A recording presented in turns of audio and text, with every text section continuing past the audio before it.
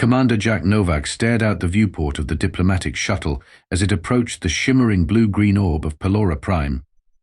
His reflection showed a weathered face with a jagged scar running from his left temple to the corner of his mouth, a souvenir from the Battle of Ganymede, where his excessive tactics had first earned him both commendation and condemnation.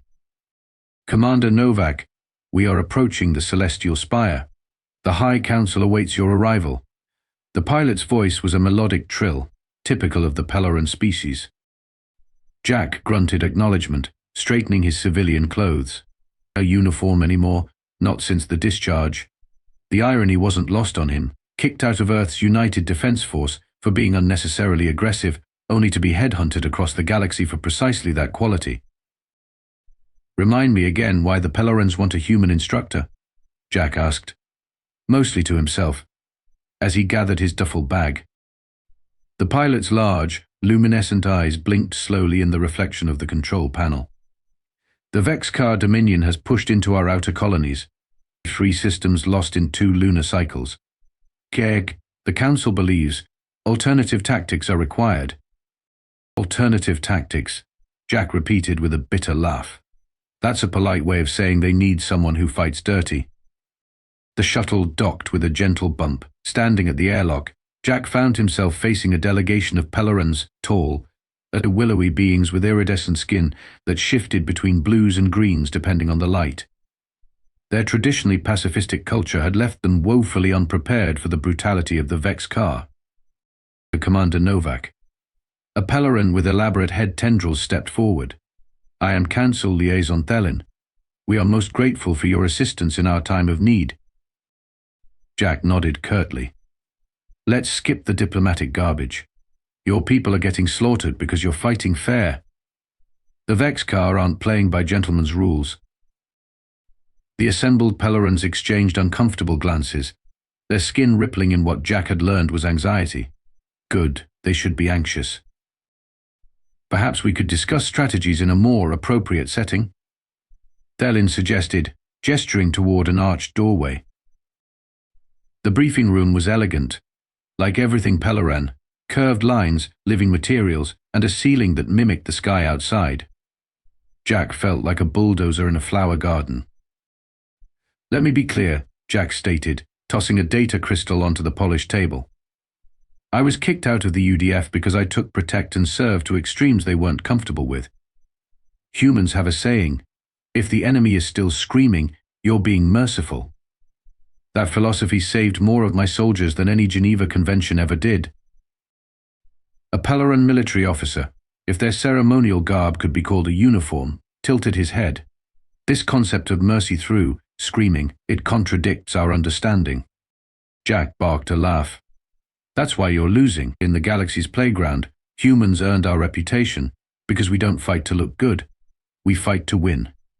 Dead enemies don't scream. Screaming means they're alive to contemplate their poor life choices." Thelin's skin darkened to a deep teal. "The Council approved your contract because, despite your species' reputation for violence, humans are paradoxically known for their adherence to certain ethical boundaries." "Boundaries that the Vex'kar crossed 3 systems ago," Jack retorted. "How many Peloran civilians have they enslaved while your troops were busy trying to negotiate?" The uncomfortable silence told him everything. Jack stood, placing his palms on the table and leaning forward. "I'll train your troops, but understand this, by the time I'm done, the Vex'kar won't fear your weapons. They'll fear the sound of your ships entering their system, and that fear will save more lives than all your peaceful overtures combined." The assembled Pelorans exchanged glances, their skin now rippling with multiple colors, their equivalent of intense emotional conflict. "We have 6 weeks before the Vex'kar hit Pelora's moon colonies," Jack continued. 6 weeks to turn your ceremonial guard into something that will make those exoskeleton bastards regret the day they heard of the Peloran Federation. Are we clear?" Thelin nodded slowly. "We are committed, Commander. Teach us the human way of war." "No," Jack corrected. "I'm going to teach you the human way of mercy. Trust me. The Vex'kar will be screaming about it for generations." The training facility on Pelora's smallest moon was a joke. Pristine obstacle courses that looked more like meditation gardens. target ranges with bullseyes painted in soothing pastels. Jack had seen tougher security at daycare centers. "This won't do," Jack muttered, kicking a decorative boulder. "Lieutenant Mira, get me construction drones and whatever passes for mud on this rock." Lieutenant Mira, his assigned Peloran assistant, blinked her enormous eyes. "Mud, Commander. But we just finished the annual cleansing of the training grounds." "That's the problem." Jack pulled out a pocket knife and began carving something crude into the nearest bench. "War isn't clean." First lesson. 3 days later, the training facility was unrecognizable.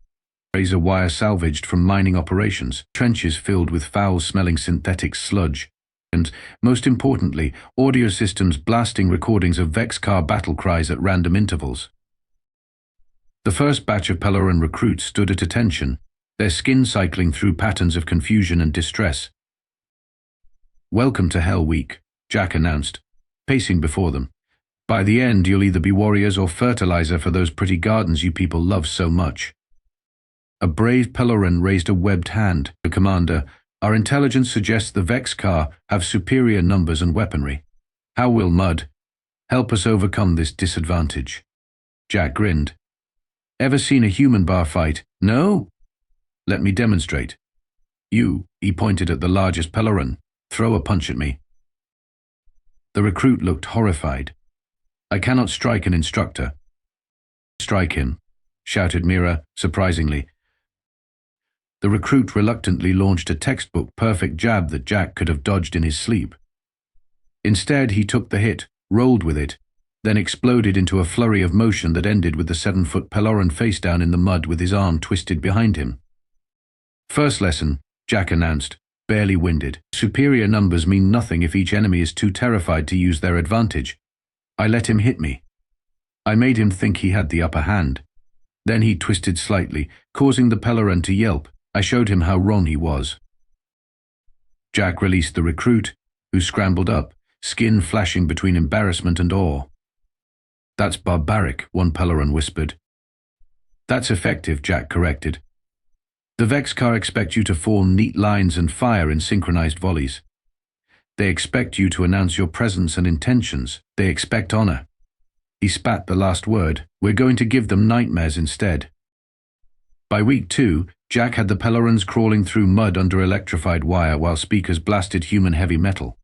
He taught them to use their natural bioluminescence as psychological warfare. He modified their sonic weapons to frequencies that would cause maximum discomfort to Vex'kar neural systems without killing them. "But why not simply eliminate the enemy?" asked Mira during a rare break. "Your tactics seem designed to prolong confrontation." Jack took a swig from his canteen. "Dead enemies don't spread fear. Every Vex'kar that runs screaming back to their hive tells 10 others about the monsters they faced. That's worth more than a clean kill. Is that truly mercy, as you claimed? When you can obliterate an entire species but choose to leave them traumatized instead. Yeah, that's mercy by human standards." Jack's grin was wolfish. "We're just getting started. Tomorrow, we practice the screaming." Lieutenant Mira's skin shifted to a color Jack hadn't seen before. "We do not scream." "You will." Jack stood, cracking his knuckles, "and when the Vex'kar hear it, they'll think the void itself has come for their souls." The next morning, the peaceful moon of Pelora echoed with sounds that hadn't been heard since the planet's evolutionary past, the sound of predators remembering their teeth. Jack was 3 weeks into transforming the Pelorans from ceremonial guards into something resembling actual soldiers when the proximity alarms blared. Not a drill. Vex'kar scout ships had breached the outer defense grid. Finally, Jack muttered, grabbing his modified pulse rifle, "Lieutenant Mira, battle stations. Time to see if any of my lessons stuck." The Peloran training squad scrambled into formation, not the neat rows they'd arrived with, but the chaotic, unpredictable pattern Jack had drilled into them. Their skin pulsed with the intimidation patterns he'd taught them, and some had even adopted his suggestion of painting their combat armor with grotesque faces. Remember, Jack called out as they moved toward the landing zone, "We want prisoners, not corpses. Make them regret coming here, but keep them breathing." The first Vex'kar dropship pierced the thin atmosphere of the moon, its insectoid design bristling with weapons. Jack had studied their tactics. They relied on overwhelming force and the terrifying appearance of their exoskeletal armor. Usually effective, except when facing someone who'd grown up watching Earth horror movies. That's their idea of scary. Jack scoffed as the first wave of Vex'kar troops disembarked. Please. I've seen more frightening costumes at human children's parties. The Vex'kar commander stepped forward, mandibles clicking in what their species considered an intimidating display. Standing nearly 8 feet tall with 4 arms ending in serrated claws, it was objectively terrifying. The translator in Jack's earpiece converted the clicks and hisses. Surrender this facility, soft skins. The Dominion claims this moon as tribute. Jack stepped forward, hands casually in his pockets. Yeah, about that. We were just in the middle of training. Maybe come back next week? The Vex'kar commander paused, clearly unaccustomed to such a blasé response to their presence. Its compound eyes shifted between Jack and the unusually positioned Peloran troops. You mock the might of the Vex'kar? We will flay the luminescence from your troops' bodies. Jack sighed dramatically. See, that's just not creative. Flay this, destroy that. No wonder you're losing the propaganda war. He turned to Mira. Signal the squad at pattern Omega. Before the Vex'kar could react, the Peloran troops began to emit a disorienting sequence of light pulses from their bioluminescent skin. A frequency Jack had calculated would interfere with Vex'kar optical processing. Simultaneously, they activated the sonic disruptors tuned specifically to the resonance frequency of Vex'kar exoskeletons. The effect was immediate. Several enemy troops dropped to their knees, mandibles spread in what Jack recognized as their species' expression of pain. The commander staggered but remained upright. Ow! Jack shouted, firing his weapon not at the commander but at the ground before it, spraying the Vex'kar with lunar dust that clung to their sensory appendages. The Pelorans moved in, using the non-lethal techniques Jack had taught them, disabling limbs, targeting joints, and above all, creating as much sensory confusion as possible. One Vex'kar soldier broke from the group, charging directly at Jack with serrated claws extended. Jack didn't flinch. He waited until the last second before sidestepping and driving his combat knife into a precise point between the creature's thorax plates. Not deep enough to kill, but exactly where he knew their nervous system was most vulnerable. The alien went down screaming, a high-pitched sound that sent shivers through even Jack's battle-hardened nerves. That's it, Jack said, kneeling beside the writhing Vex'kar as the rest of the battle raged around them. Scream nice and loud so your friends can hear what happens when you mess with a human-trained defense force. The Vex'kar commander, witnessing the systematic dismantling of its elite troops, backed toward the dropship. What manner of warfare is this? Where is the honor in battle? Jack laughed. Honor? Sorry, wrong species. We fight to win. He tapped his con. Squad 3. Cut off their retreat. I want that commander captured. As the Pelorans executed the maneuver with surprising precision, Jack couldn't help but feel a twinge of pride. Maybe these peaceful aliens had potential after all. Remember, folks, he called out as the remaining Vex'kar were surrounded, if they're still screaming, you're being merciful. I'm sorry, you want me to do what? Jack stared at the Peloran High Council displayed on the briefing room's holo projector. Council Elder Thren's skin rippled with determination. We are promoting you to strategic commander of all Peloran defense forces. The repulsion of the Vex'kar scouting party has proven your methods effective, if disturbing. Jack leaned back in his chair, boots propped on the pristine conference table. 3 days had passed since the skirmish, and the captured Vex'kar were still occasionally emitting distress clicks from their holding cells. Let me get this straight, Jack said, twirling a stylus between his fingers. A week ago, you were horrified by my training methods. Now you want me to apply them fleet-wide? The situation has escalated, Lieutenant Mira explained, standing rigidly beside him. Her skin had developed permanent patterns that Jack recognized as battle readiness, something unprecedented in Peloran evolutionary history. The Dominion has mobilized their third battle fleet. They're striking back for the humiliation. Jack grinned. Good, that means they're scared. Elder Thren's image flickered. Scared? They're sending 30 destroyer-class vessels. Trust me, Jack replied. The Vex'kar don't understand what happened here. Their entire culture is built on dominating through fear. When that failed, he mimicked an explosion with his hands. Psychological meltdown. The promotion came with a battlecruiser, the Luminous Dawn, the Pelorans' flagship. Jack immediately ordered its elegant exterior repainted with what he called intimidation patterns, but were essentially the most disturbing faces from human mythology. The ship now sported a grinning skull on its bow that would illuminate during battle. This is undignified, complained Admiral Vela, the ship's original commander. Dignity doesn't win wars, Jack retorted, overseeing the installation of audio broadcasters on the ship's hull. Now, about those transmitter frequencies. Within a week, the Peloran defense fleet had been transformed. Gone were the orderly formations and predictable tactics. In their place, Jack implemented what he called shock and awe with an emphasis on awe. We're going to hit the Vex'kar staging area, Jack announced to the assembled commanders, but not how they expect. They're used to honorable declarations of intent and traditional engagement patterns. He pulled up a holographic display of the Vex'kar fleet. Instead, we'll deploy these. He pointed to newly modified stealth probes. They'll attach to their ship's hulls and broadcast directly into their internal comms. Broadcast what? Asked Admiral Vela suspiciously. Jack's smile was unnervingly wide. The sounds of their own kind in distress, mixed with human heavy metal and Peloran mourning dirges.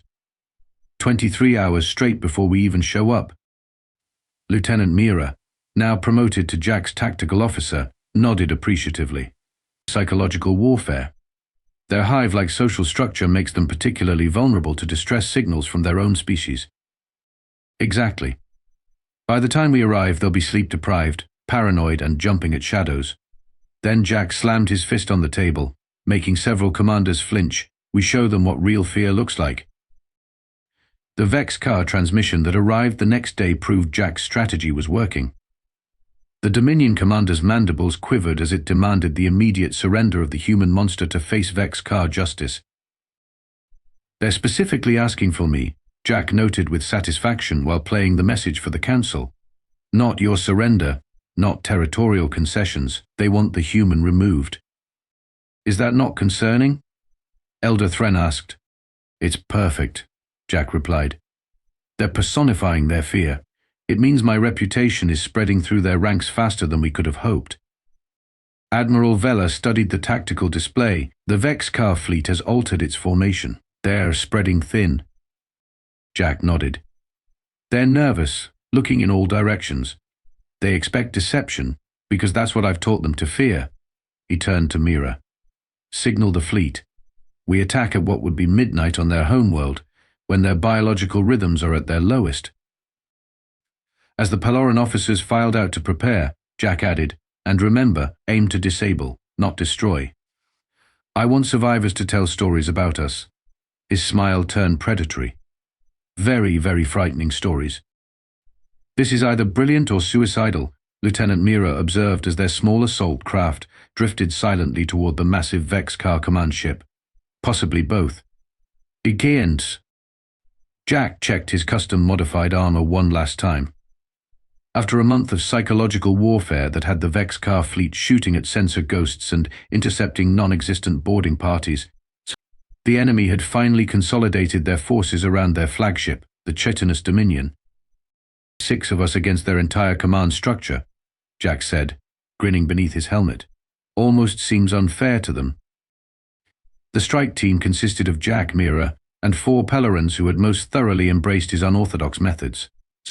Their armor was modified with visual distortion fields that made them appear to shift and waver, like hallucinations given form. Remember, Jack said as they approached the docking bay, we're not here to kill. We're here to make a statement. The Vex'kar had tripled their security, but they were looking for a frontal assault, not a small craft deliberately venting atmosphere to appear damaged. When emergency protocols automatically opened the bay doors to prevent a catastrophic collision, Jack's team was already positioned for entry. "Masks on," Jack ordered. "Gas deployment in 3, 2, 1. The canisters released a compound Jack had specifically designed based on their captive's biology. Not lethal, but disorienting, attacking the sensitive chemoreceptors that all Vex'kar use to communicate subtle status cues. The effect was immediate. The bay guards began firing wildly, mandibles chattering in confusion as their hierarchical chemical signals went haywire. Into Vex'kar perception, their commanders smelled like subordinates, their equals like threats. "Move in," Jack ordered. "Formation Delta." The team split apart, moving in irregular patterns through the choking guards. Jack had trained them to target the nerve clusters at the joints of the exoskeletons, not enough to kill, but more than enough to leave a Vex'kar writhing in sensory overload. Central nervous system, Jack reminded them over the comm. Make them feel everything. They fought their way through 3 decks, leaving a trail of incapacitated but very much alive Vex'kar soldiers. Jack had implemented a key innovation, temporary paralytic rounds that locked the aliens' exoskeletons but left them fully conscious and aware. "Engineering section ahead," Mira reported, her skin pulsing with excitement beneath her armor. "Life signs indicate at least 30 defenders." Jack nodded. "Deploy sonics."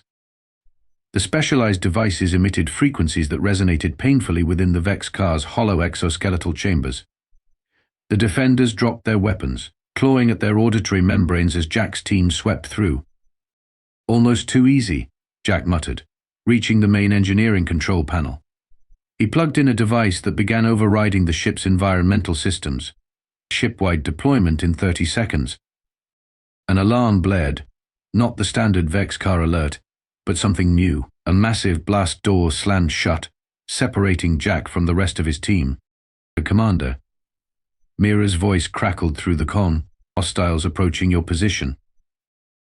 Jack turned to find himself facing a Vex'kar nearly twice the size of the others. Its exoskeleton gleamed with ceremonial markings, and additional armor plates had been grafted onto its already formidable natural protection. "The human monster," it clicked in its native language, not bothering with translation. "I am General Creel. You have caused much inconvenience." Jack smiled behind his helmet. "Just inconvenience? I must be losing my touch." The general's massive claws snapped open. "Your psychological tricks do not affect me. I have modified my sensory apparatus specifically to counter your methods." "Impressive," Jack admitted, circling slowly. "Most species don't adapt so quickly." "We evolved to survive," Creel responded, matching Jack's movements. "And we learn." The general lunged with surprising speed. Jack narrowly avoided the first swipe of those deadly claws, but the second caught his armor, tearing through the outer layer. Pain flared along his ribs. "First blood to you," Jack grunted, rolling away. "But there's something you should know about humans. Your weaknesses? Your fear? Your soft bodies that break so easily?" Creel advanced, mandibles spread in the Vex'kar expression of triumph. Jack's hand moved to his belt, retrieving a small device. "No. Something much more important." He flicked the switch, and a high-pitched whine filled the chamber. "We cheat. We cheat." The sonic emitter was twice as powerful as the standard issue, calibrated specifically for Vex'kar neural sensitivity. Creel staggered but remained standing, fighting through obvious pain. "You see," Jack continued, pressing his advantage, "humans learned long ago that fighting fair is just a fancy term for dying unnecessarily." He closed the distance, targeting the joint where Creel's arm met thorax, a precise nerve cluster he'd identified from captured specimens. The general's right arm went limp. "This isn't war," Jack explained conversationally as they grappled. "This is pest control.